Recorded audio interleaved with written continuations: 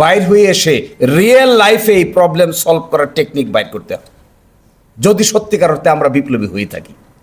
আর যদি আমরাও অনেকটা তেলবাজিতে বিশ্বাস করি, তাহলে আমরাও দেখে না দেখে, বুঝে না বুঝে কোনো রকম নিজের জীবন পার করে আমরাও চলে যেতে পারবো, কোনো অসুবিধা হবে না। লজিস্টিক দেখেন, বিচারকদের দুষবেন, আমি পক্ষে বিপক্ষে দুই কথাই বলছি। বিচারকদের দুষবেন, আমাকে বিচারক বানাই গিয়ে দেখেন দেখি আমি তো 6 মাস চাকরি করতে পারবো না। যে পরিমাণ ফাইল অ্যানেক্স ভবন, ওই ভবনের এক একজন মাননীয় বিচারপতির দরবারে আছে, উপর থেকে শুরু করে নিচের একেবারে আমরা আইনজীবীরা বসি পর্যন্ত লাইন ধরে কিছু কিছু ফাইল আছে, ধরলে পরে জোর জোর জোর জোর করে ভেঙে পড়ে যেতেছে। সিভিল মামলার ফার্স্ট আপিলের ফাইল দেখলাম ভেঙে ভেঙে, মিস আপিলের ফাইল ভেঙে ভেঙে পড়ে যাচ্ছে। লজিস্টিক কোথায়? কতক্ষণ কাজ করবেন একজন মাননীয় বিচারক? বিকাল 4টা পর্যন্ত কাজ করবেন, তার কোনো রিসার্চ অফিসার নাই, তার কোনো অ্যাসিস্ট্যান্ট নাই, তার কোনো ল ক্লার্ক নাই, তার এক বিরোধী আমরা বসায় রাখছি, সে তো ফাংশন করতে পারছে না।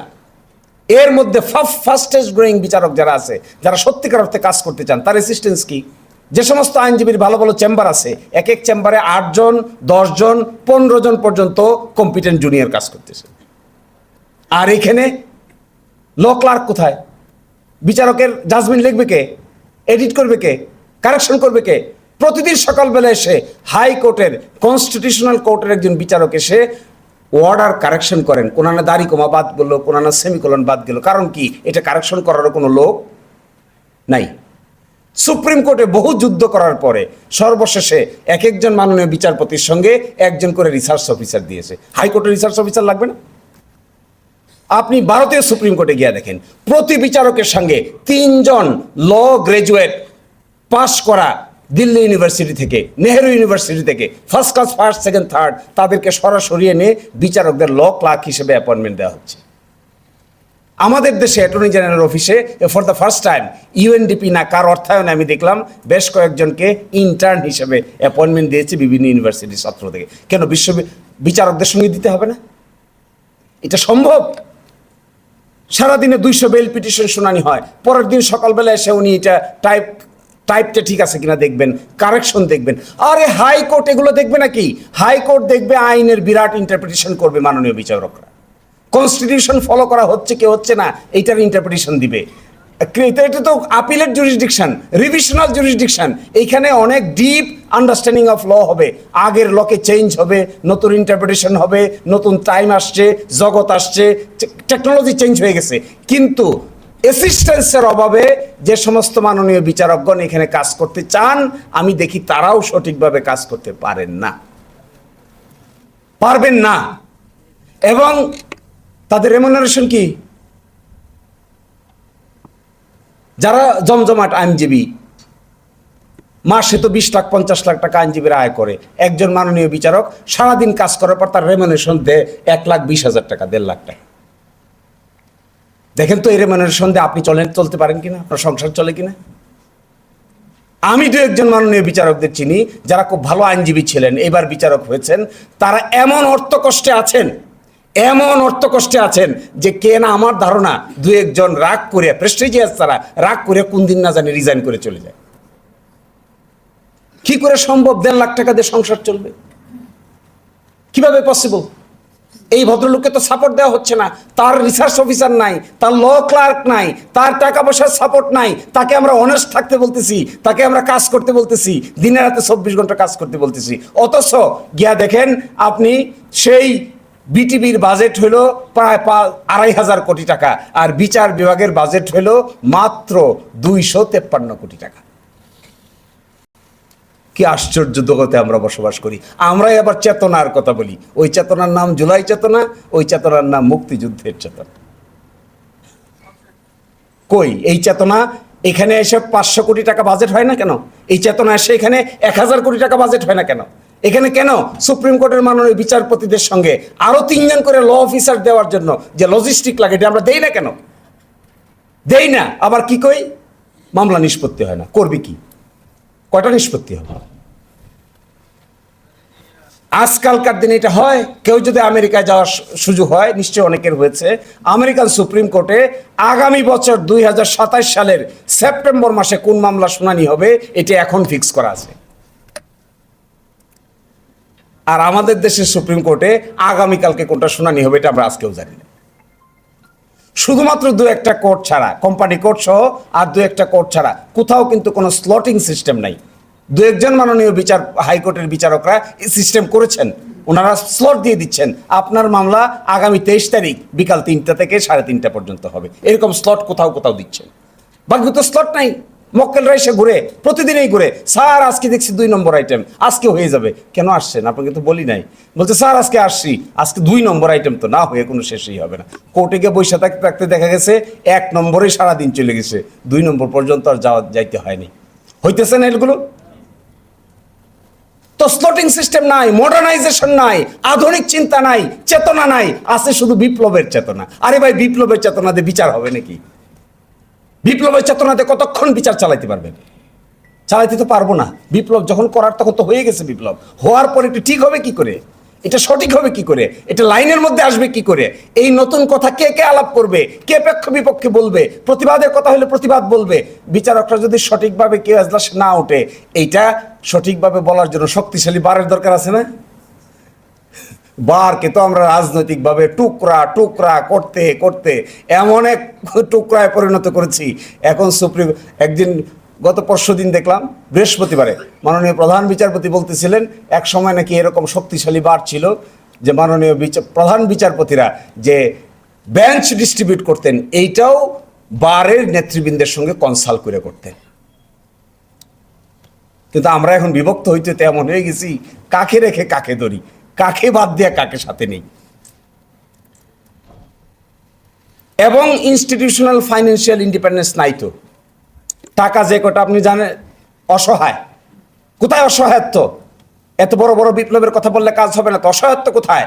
দেখেন এইবার বাজেটে বহু যুদ্ধ বিগ্রহ করে বিচার বিভাগের বাজেটে 50 কোটি টাকা বৃদ্ধি পাইছে। আগের তুলনায় 50 কোটি টাকা বৃদ্ধি পাইছে। টোটাল বাজেটের তুলনায় বিচার বিভাগের বাজেটের পরিমাণ হলো 0.39%। টোটাল বাজেটের তুলনায় সকল বিচার, উচ্চ আদালত, নিম্ন আদালত সব মিলে 0.39%। এইগুলো নিয়ে কথা না বলে বিচার না পাই নাই, মামলা হয় নাই। কি করে মামলা হবে ভাই? ম্যানেজমেন্ট নাই, সিস্টেম নাই, নতুন কিছু নাই, ইন্ট্রোডাকশন নাই, মামলাটা হবে কি করে? আমি আপনি তো ঠিকই স্মার্টফোনের উপরে আছি, আপনার কোর্ট তো স্মার্টফোনের সিস্টেমে চলছে না, হচ্ছে না তো। এটা বহু কষ্ট করে বিচারক নিয়োগের আইন বানানো হয়েছে, সুপ্রিম আরেকটা সেপারেট জুডিশিয়াল সেক্রেটারিয়েট বানানো হয়েছে। এইটা কিল না করলে হইতো না? এর কি ধরনের কথা? বিল্ডিং একটা হয়ে গেছে, অফিস স্টার্ট হয়ে গেছে, আমরা সকলে গিয়ে উদ্বোধন করে আসলাম। তৎকালীন মাননীয় প্রধান বিচারপতি উদ্বোধন করে বড় করে একটা স্টোনের মাধ্যমে উদ্বোধন হয়েছে, একটা সাজরব। আমরা এতই বুঝি যে একেবারে এটাকে এসে অ্যাবলিশ করে দিতে হলো। কেন এটা? ওয়াই? কি জন্য এটা? For what reason? For what purpose? আপনি একটা বানাইতে পারেন না, কেউ একটা বানাইছে, এটা ডিস্ট্রয় করছেন কেন? For what reason? Try to help him. Try to help them. এটাকে গ্রো করতে দেন। চেঞ্জেস থাকলে চেঞ্জ জানেন। You have abolished the whole system. What? How funny is this? আমার কাছে ফান মনে হয়। 160 এর মামলা করলাম আমরা। এই যে সনদের কথা আছে না, এই যে সনদের মধ্যে দেখেন, এই সনদের মধ্যে সকলে মিলে এক চ্যাপ্টার দিছে, নাম বিচার বিভাগ। এর প্রতিটা হেডলাইনে আছে আপিল বিভাগ থেকে প্রধান বিচারপতি হবেন যিনি জ্যেষ্ঠতম বিচারপতি হবেন, তিনিই প্রধান বিচারপতি হবেন। এই নিয়ে এই দেশে তুগলকি কাণ্ড হয়েছে। কাকে প্রধান বিচারপতি বানানো হবে, কাকে বানানো হবে না, মূলা ঝোলানো হয়েছে। কেয়ারটেকার গভর্নমেন্টের মামলায় আমি আগেই বলছি যে খোলামেলা আলোচনা হবে, আমি আগেই বলছি, এগুলো নিয়ে কেউ মাইন্ড করবেন না। কেয়ারটেকার গভর্নমেন্টের মামলায় 7 জন বিচারপতি ছিলেন, 4 জন পক্ষে ছিলেন, 3 জন বিপক্ষে ছিলেন। যে 4 জন পক্ষে ছিলেন, 4 জনেই একজনের পর আরেকজন প্রধান বিচারপতি হয়েছেন। যে 3 জন বিপক্ষে ছিলেন, একজনও প্রধান বিচারপতি হইতে পারেন। আপনারা খেয়াল করে দেখবেন, একজনের সামনে মূলাও ঝুলানো হয়েছিল, ওই মূলা পরে আস্তে আস্তে ড্যাংলিং ক্যারট দূর হয়ে গেছে। এখন এই সমস্ত বিষয়গুলো শুনতে কেমন শোনা যায়, but somebody should start discussion. এগুলোই তো বিপ্লবের চেতনার মধ্যে আসতে হবে, যে এই কাজ আর করবো না, বিচারকদের সামনে আর মূলা ঝোলাবো না, এটাই তো হইতে হবে কথা। আপনি হাইকোর্ট থেকে সুপ্রিম কোর্টে নেবেন, আপনি আপনার পছন্দ মতো লোক খুঁজেন, তা কি করে হবে? আপনি দেখবেন সৎ কিনা, আপনি দেখবেন দক্ষ কিনা, আপনি দেখবেন বিচার কাজ সম্পন্ন করতে পারে কিনা, আপনি দেখবেন একজন মানুষ জাজমেন্ট লিখতে পারে কিনা, এফিশিয়েন্ট কিনা, এগুলো আপনি দেখবেন। এগুলো না দেখে যদি আপনি সেই 67 ডিএলআর হাইকোর্ট ডিভিশন 317 দেখেন তাহলে তো মুশকিল হবে। 67 ডিএলআর এর ব্যাপারে কেন বলি, 69 ডিএলআর হাইকোর্ট ডিভিশন 317 রাগিব রব ভার্সেস বাংলাদেশ, হাইকোর্টের বিচারক নিয়োগের একটা, আমার সময় মনে হয় শেষ, আমি শেষ করে দিচ্ছি। তো ওই বিচারক নিয়োগের একটা গাইডলাইন দিয়েছিল তৎকালীন মাননীয় বিচারপতি। তার মধ্যে প্রথম গাইডলাইনটা কী ছিল জানেন? প্রথম গাইডলাইনটা ছিল এমন লোক নির্ধারণ করতে হবে যারা নাকি স্বাধীনতার চেতনার বিরুদ্ধে হইতে পারবে না। আচ্ছা বলেন তো দেখি, কি fun!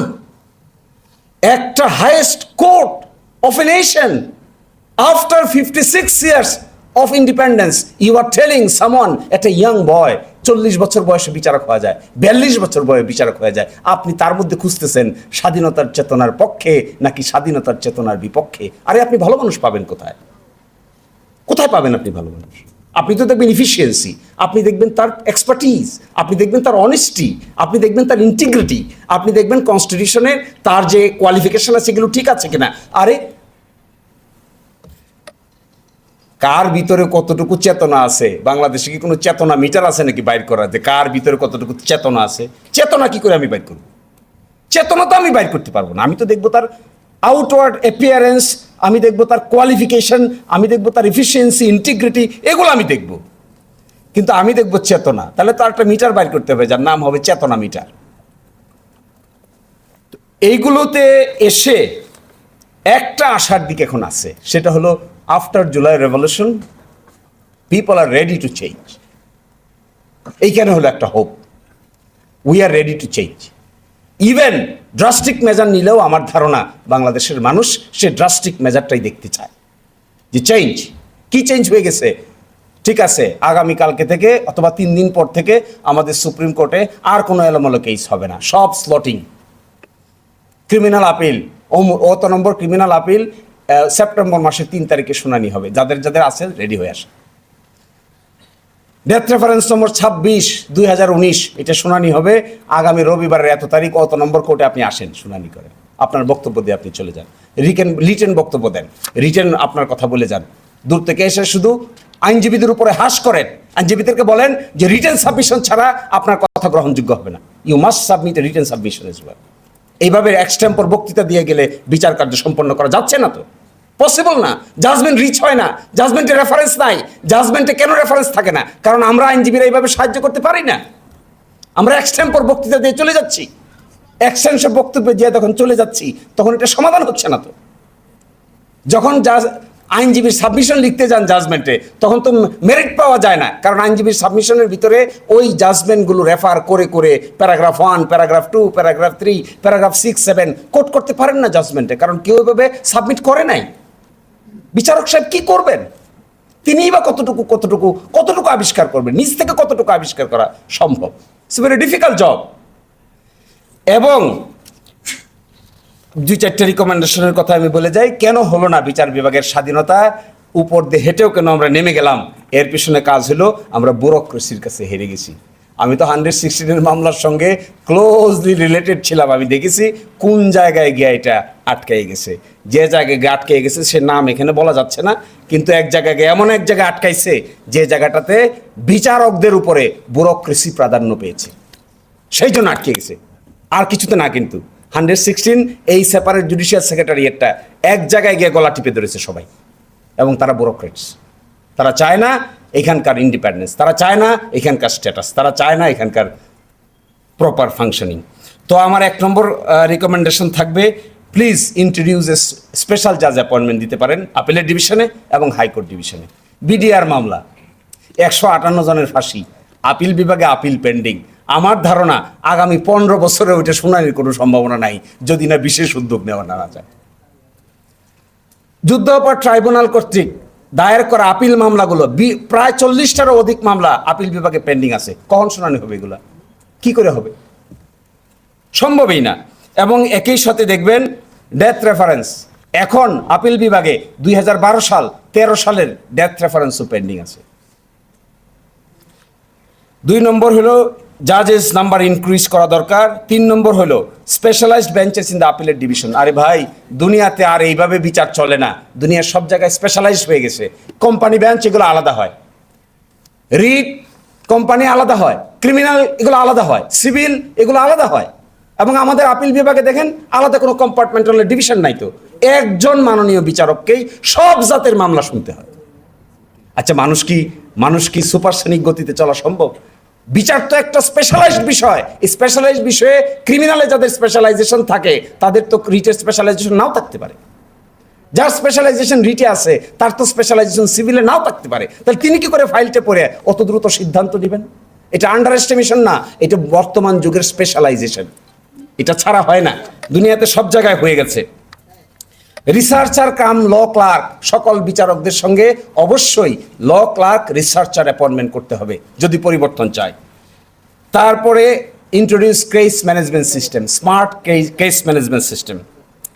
Financial independence is needed, জরুরি ভিত্তিতে মাননীয় বিচারকদের ফাইন্যান্সিয়াল রেমুনারেশন ব্যক্তিগতটা ইনক্রিজ করা দরকার, ইনস্টিটিউশনাল কস্টটা ইনক্রিজ করা দরকার। আর formulate the conduct of the জাজেস। আপনারা জানেন আমাদের উচ্চ আদালতের মাননীয় বিচারকদের এখনও কিন্তু কন্ডাক্ট অফ দ্য জাজেসের কোনো ফর্মুলেশন আইন নাই। শুধু 16th অ্যামেন্ডমেন্ট কেসের ভিতরে প্যারাগ্রাফে আপনি দেখবেন 391 প্যারাগ্রাফের ভিতরে, যেটা রিপোর্টের আছে 71 টেইলার আপিলেট ডিভিশন পেজ 52, এর ভিতরে এক জায়গায় 16th অ্যামেন্ডমেন্ট কেসের ভিতরে কোড অফ কন্ডাক্ট বলে অ্যাপ্রুভ করে দিয়েছে, কিন্তু কোনো গেজেট পাবলিক কোনো কোড অফ কন্ডাক্ট মাননীয় বিচারকদের নাই, আজ পর্যন্ত নাই, নিম্ন আদালতেরও নাই, উচ্চ আদালতেরও নাই। আর establish independent attorney service. Attorney service independent না হইলে সঠিক বিচার ডেলিভারি করা ভেরি কঠিন। সরকার আসে, অ্যাটর্নি জেনারেল অফিস হায়ার হয়ে যায়, সরকার যায়, অ্যাটর্নি জেনারেল অফিস ফায়ার হয়ে যায়। এই যে হায়ার এবং ফায়ার, এইটা তো কোনো উন্নত বিচারিক সিস্টেম না। এটা attorney general office must be an establish independent attorney service, তবেই এগুলো ডেভেলপ করা সম্ভব।